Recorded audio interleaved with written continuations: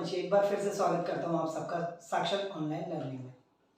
जैसे कि आप सबको पता है कि अभी कोविड का टाइम चल रहा है और बहुत सारे बच्चे ऐसे हैं जो कि 11th से 12th में प्रमोट हुए हैं, लेकिन उन्हें कुछ भी पता नहीं है, ना ही स्कूल की तरफ से उनको कोई नोटिफिकेशन या कोई भी सजेशन मिल रही है।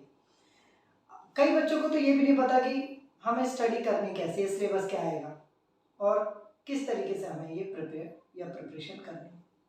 तो आज मैं आप सबके सामने एक वीडियो लेके आया हूँ जो कि आपको हिस्ट्री में बहुत ज़्यादा हेल्प करेगा। आप उसको घर पे बैठ के देखेंगे और काफ़ी कुछ समझ जाएंगे कि आपको स्टडी किस तरीके से करनी है और किस प्रकार से ये सिलेबस आने वाला है। हो सकता है इस बार आपका क्या है, प्रॉपर सिलेबस आए। ठीक है, तो आज मैं आप सबके सामने फर्स्ट बुक के फर्स्ट चैप्टर की वीडियो लेके आया हूँ, जिससे आपको काफ़ी कुछ हेल्प मिलेगी कि ये जो चैप्टर है ये किसके बारे में है, ये क्या है।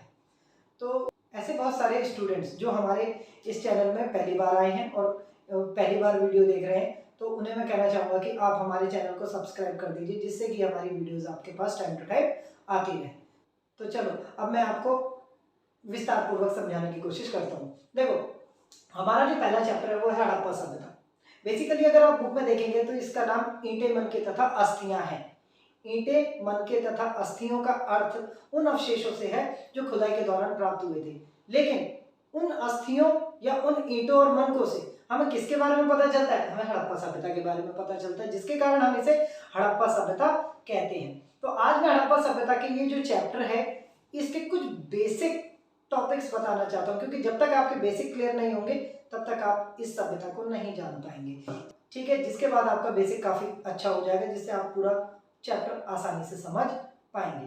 तो सबसे पहले हम इसके नाम की बात करते हैं, हड़प्पा सभ्यता। हड़प्पा सभ्यता अपने समय की अन्य देशों की सभ्यताओं में सबसे विकसित सभ्यता थी, वही इसकी सबसे महत्वपूर्ण विशेषता भी मानी जाती थी। जैसे कि आपने 11वीं क्लास में मेसोपोटामिया सभ्यता पढ़ी थी, उसी के समकालीन यानी उसी समय की हड़प्पा सभ्यता थी, लेकिन मेसोपोटामिया इराक की सभ्यता थी और हड़प्पा सभ्यता भारत की सभ्यता थी, लेकिन मेसोपोटामिया से कहीं ज्यादा विकसित सभ्यता मानी जाती है। ठीक है, वो हम आगे जैसे पढ़ेंगे तो उसके नगरीकरण के आधार पर या उसमें क्या क्या विशेषताएं थी उसके आधार पर हमें पता चल जाएगा। लेकिन हम यहाँ पर देखते हैं कि अलग अलग समय पर बहुत सारे इतिहासकार यहाँ आए और उन्होंने इस सभ्यता की खोज करी, और खोज करने के बाद जो भी उन्होंने अपनी विशेषता देखी उसी के आधार पर उन्होंने अलग अलग नाम इसे दिए, जिसके कारण इस सभ्यता के कई सारे नाम बनते चले गए। जिसमें हम पहले नाम की बात करते हैं, हड़प्पा सभ्यता। हड़प्पा सभ्यता इस संस्कृति का नाम इसलिए रखा गया क्योंकि सबसे पहले जो खोज हुई या सबसे पहले जो सबूत पाए गए वो हड़प्पा नामक स्थान पर पाए गए, और उसके बाद इस सभ्यता की खोज होती चली गई। हड़प्पा सभ्यता इसे उस स्थान की वजह से कहा जाता है जो वर्तमान समय में पाकिस्तान में जा चुका है।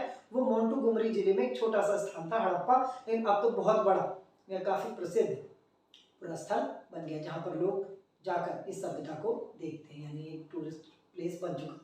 इसी तरीके से हम बात करेंगे, दूसरा नाम आता है सिंधु घाटी सभ्यता। अगर इसको सही से डिफाइन किया जाए तो सिंधु नदी की घाटी यानी किनारों पर बसे हुए लोगों की सभ्यता सिंधु घाटी सभ्यता कहलाता है। ये सिंधु नदी के किनारे ये सभ्यता पाई गई या इसके शहरों के अवशेष प्राप्त हुए या सबूत मिले, लेकिन बाद में ये सभ्यता बहुत ही दूर तक फैलती चली गई। ऐसा नहीं है कि सिंधु के किनारे ही अब बसी है, धीरे धीरे इसका जैसे जैसे खोज हुई ये सभ्यता और ज्यादा विस्तृत होती चली गई और ये बहुत दूर तक फैल गई। पहला हड़प्पा सभ्यता, दूसरा सिंधु घाटी सभ्यता। अब तीसरा नाम आता है जो सबसे महत्वपूर्ण है, वो है कांस्य युगीन सभ्यता। कांस्य एक धातु है जिसे कांसा भी कहते हैं, जिसे इंग्लिश में ब्रॉन्ज कहते हैं। ठीक है, और युग मतलब टाइम पीरियड, और उन लोगों की यानी कांस्य का प्रयोग करने वाले युग के लोगों की सभ्यता कांस्य युगीन सभ्यता कहलाती है। और इस सभ्यता में लोहा नहीं था, या यूं कहें कि इन लोगों को या हड़प्पाई लोगों को लोहे का प्रयोग नहीं पता था या लोहे की कमी थी, कुछ भी कह सकते हैं।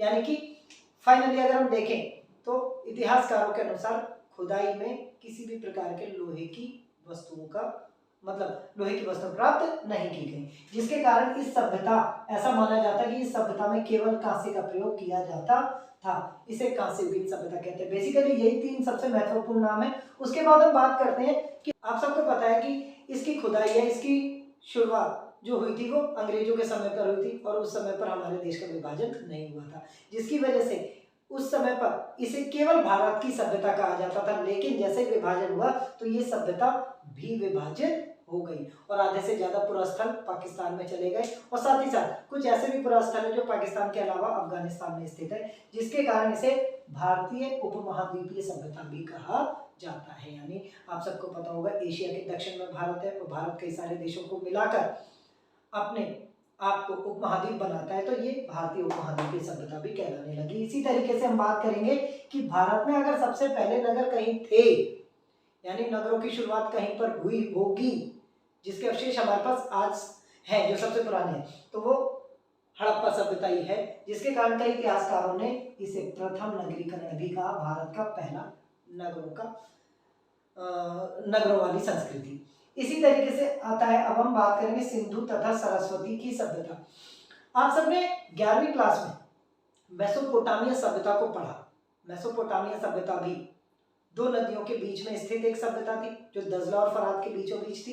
इसी प्रकार से ये सभ्यता की जब शुरुआत हुई तो ये सिंधु नदी के किनारे थी और देखते ही देखते जब खुदाई होती चली गई तो सरस्वती के मुहाने तक ये पहुंच गई, जिसके पश्चात इसे सिंधु तथा सरस्वती की भी सभ्यता कहते हैं। ये तो हुआ नाम। इसी तरीके से अब हम बात करेंगे कि हड़प्पा सभ्यता का समयकाल क्या था, क्योंकि हर एक इतिहास का एक अपना समयकाल होता है। तो अब हम बात करेंगे कि हड़प्पा सभ्यता 2600 ईसा पूर्व से 1900 ईसा पूर्व तक स्थित थी, यानी वो जो लोग थे हड़प्पा के लोग वो जीवित थे कब, 2600 ईसा पूर्व से 1900 ईसा पूर्व के समय तक। लेकिन अगर हम इसे समझे तो ये केवल 12वीं के अनुसार, यानी 12वीं की किताब एनसीईआरटी के अकॉर्डिंग ये सिर्फ एक पहलू है, क्योंकि ये जो सभ्यता थी इसके 3 चरण थे। 3 चरण थे। एक वो था जिसे पूर्ववर्ती कहते हैं, यानी पूर्ववर्ती कौन सा समय काल था, जब हड़प्पा सभ्यता भी ग्रामीण थी, यानी हड़प्पा भी तो कभी गांव वाली होगी, तो जब वो ग्रामीण सभ्यता थी, जब वो विकसित नहीं थी, यानी 2600 से पहले की बात कर रहे हैं हम, तो वो पूर्ववर्ती कहलाती थी। और फिर उसके बाद 2600 से लेकर 1900 तक के समय को हम परिवर्ती कहते हैं, जब ये ग्रामीण से शहरों में परिवर्तित हुई, परिवर्तन हो गया। जब हड़प्पा सभ्यता विकसित हो गई तो वो परिवर्ती बन गई, लेकिन उससे पहले जब ग्रामीण की थी तो क्या थी, पूर्ववर्ती थी। तो हम बात करेंगे यहाँ पर 2600 ईसा पूर्व से 1900 ईसा पूर्व तक का ही इतिहास आपको 12वीं में पढ़ने को मिलेगा, क्योंकि उसके बाद या उससे पहले के इतिहास को आप देखेंगे तो बीए फर्स्ट ईयर में आके जब आप पहुंचेंगे तो वहां पर आप पढ़ेंगे। ये हुआ इसका टाइम पीरियड। अब हम बात करते हैं क्षेत्र। मैं इतनी देर से आपको हड़प्पा सभ्यता के बारे में बता रहा हूँ, लेकिन हड़प्पा सभ्यता भारत की कौन सी दिशा में थी या भारत के कौन से हिस्से में था, तो हम बात करते हैं यहाँ पर। ये सभ्यता बहुत छोटी सभ्यता नहीं थी, बहुत बड़ी सभ्यता थी। इसमें केवल एक राज्य या एक क्षेत्र नहीं था, इसमें कई राज्य थे। अगर हम देखें तो ये पूरे के पूरे भारत के पश्चिम उत्तर क्षेत्र में फैली हुई थी, जिसमें हम बात करेंगे राजस्थान में कई सारे क्षेत्र या कई सारे पुरस्थल पाए गए हैं, गुजरात में कई सारे पुरस्थल पाए गए हैं, इसी प्रकार से हरियाणा में भी कई सारे पुरस्थल हैं, पश्चिमी उत्तर प्रदेश यानी यूपी और जम्मू कश्मीर तक इसके पुरस्थल फैले हुए थे। और वर्तमान पाकिस्तान में सबसे मुख्य क्षेत्र, जब विभाजन हुआ भारत का तो पाकिस्तान के हिस्से में हड़प्पा सभ्यता के महत्वपूर्ण पुरस्थल आ गए। और अफगानिस्तान पर अगर हम देखें तो इसमें कुछ महत्वपूर्ण पुरस्थल देखे या पढ़े जाते हैं, जिसमें हम बात करेंगे हड़प्पा सभ्यता, मोहनजोदड़ो, लोथल, कालीबंगा, धौलावीरा, चनहुदड़ो, राखीगढ़ी, शोरतुगाई इत्यादि। ऐसे नाम तो बहुत सारे हैं, लेकिन अगर हम देखें तो यही कुछ महत्वपूर्ण नाम इसमें हम पढ़ेंगे जब हम अध्याय शुरू करेंगे। अब ये हो गई स्थान। जैसे कि हमने देखा कि अगर हमारा भारत है, भारत तो भारत का कौन सा, ये उत्तर ये पश्चिम, यानी पश्चिमोत्तर क्षेत्र में ये स्थित सभ्यता है। अब हम बात करते हैं यहाँ पर खोज की। तो हड़प्पा सभ्यता की खोज कब हुई, किसके द्वारा हुई, किसने इसे खोजा, ये भी एक महत्वपूर्ण प्रश्न है।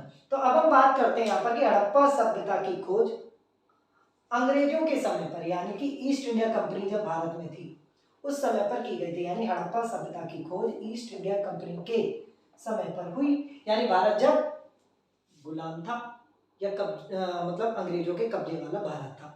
तो उस समय पर बहुत सारी परियोजनाएं शुरू करी गई ईस्ट इंडिया कंपनी के द्वारा।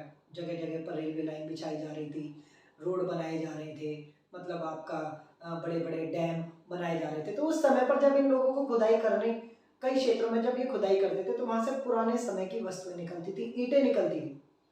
तो उन्हीं इंजीनियरों को आभास हुआ कि कहीं ना कहीं इस क्षेत्र में या इस जमीन के नीचे कोई पुराने समय की संस्कृति दबी हुई है।